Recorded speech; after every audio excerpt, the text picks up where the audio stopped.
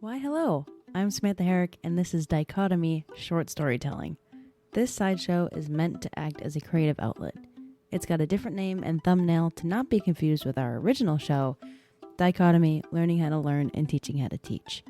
I have always been a creative at heart, and in the past few years, I have rekindled my love for reading and writing. With this podcast being a Why Hello Productions project, it was the perfect opportunity and excuse to live up to my company's slogan, let's tell some stories. So I was starting to do just that. A few guidelines for how this show will operate. These stories that I'm telling are 100% written and produced by me. I sometimes will be using websites like New York Times, Reddit, DIYMFA, or Writer's Digest to help with prompts and creative writing exercises. But from there, all the stories will be original. These stories are deliberately short and revised a few times before the mic is actually turned on. And without further ado, let's tell some stories. Let's see, it is December 2nd at 10:51 p.m. of 2023.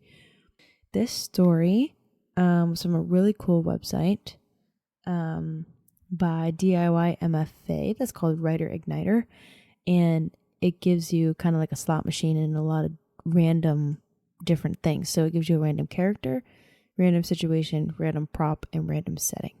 So the character that I got was a statue come to life. Situation is witnesses a crime, and prop is dried flowers. And the setting is this photo of a lot of like very old wooden cots that don't really have mattresses on them. So this is where I took the story from there. I let some ideas flow, and this is the final story that came out of it. Here is the figure, written December 1st of 2023. There are often myths of ghosts or spirits wandering the halls of the dwelling. The building is one that is felt and comforted by many, but its purpose withholds the sanctity and humility of the community. People find solace here, they commune here, they express love and even right their wrongs here. The structure holds people of all shapes, sizes, colors, and ages. It steers no soul away. It is a safe place for every member of this community. This space is decorated with intricately ordained painted walls and structural columns that seem to capture and save each and every word spoken on the floor it upholds. The rows of cots seem to protect past conversations had here, this information being so delicate and precious to those involved. Each and every piece of construction seems to have a sense of old magic or mystery within. The old structural beams seem to be watching you as you walk across the space. The immense stained glass windows at the head of the building seem to act as some sort of watcher. Along each delicately painted structural columns, vases filled with flowers that once had life to them sit snugly to the material. This place of safety in particular seems to have died along with the early generations of the community who utilized it most. Dried flower petals now scatter the floor, and a dust and dirt coating seems to blanket them as if they haven't been disturbed for some time. These individuals are those who designed, carefully cultivated, and erected the structure for their very people and countless generations thereafter. A man of unknown origin steps into the sacred space. The large, elegant front door closing behind him with a small creak of the metal hinges, finally closing the space off from the outside world's safety. All elements of the structure begin to tense as they don't recognize this man. He is adorned with black robes and seems to be wearing shoes that make no sound. His dark eyes glance to the glass eye in the building's highest position. He chuckles to himself, unmoving.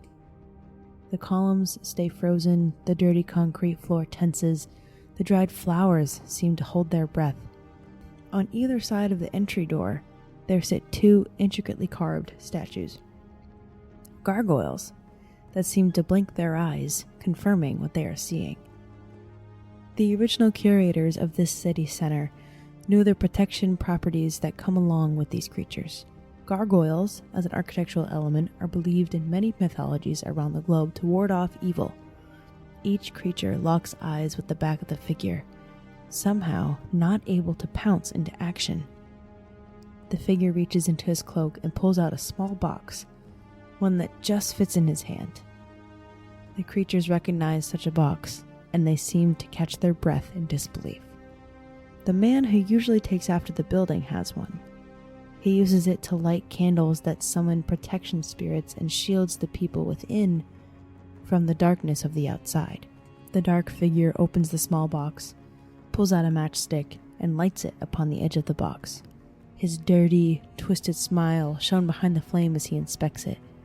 His smile slowly fades into dark discomfort, sadness, and then rage, as if he has no other choice. The gargoyles, still unable to flinch, attempt to cry out, but it's too late. What magic has entered the space that prevents the guardians from acting? The figure flicks the lit match into the nearest cot as it quickly erupts into flame. The old, dry wooden frames have no defense against something so volatile and reactive. As the fire grows, it begins to illuminate the sheltered space. The space never seeing light as bright as this within its walls. The columns shriek, the floor groans, the cots even seem to whine, and the clear, ever-present glass watcher stares. The cloaked figure turns and removes his soul from the deceitfully calculated building, leaving the two innocent gargoyles as if they are crew members going down with their ship. The figure exits the building, dives down a nearby alleyway in the city center, and waits. Across the empty, cold, and wet street, he starts to see smoke rise from the windows of the building. The building isn't anything spectacular, but the way people of the community speak about it, you'd think otherwise.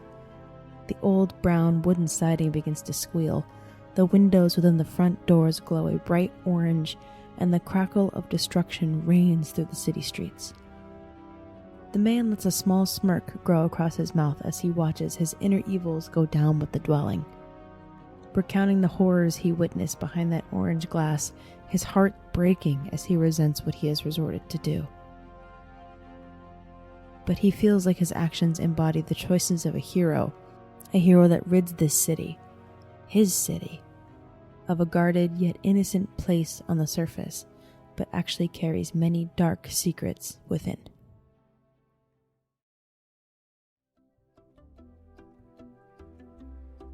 As always, thanks so much to whoever may be listening to this.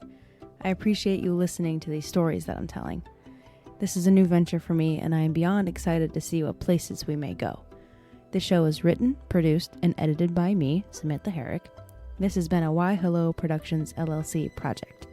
Check out what work I'm doing next on my socials at Why Hello Productions and at my website, whyhelloproductions.com. Cheers! Let's go write some more stories.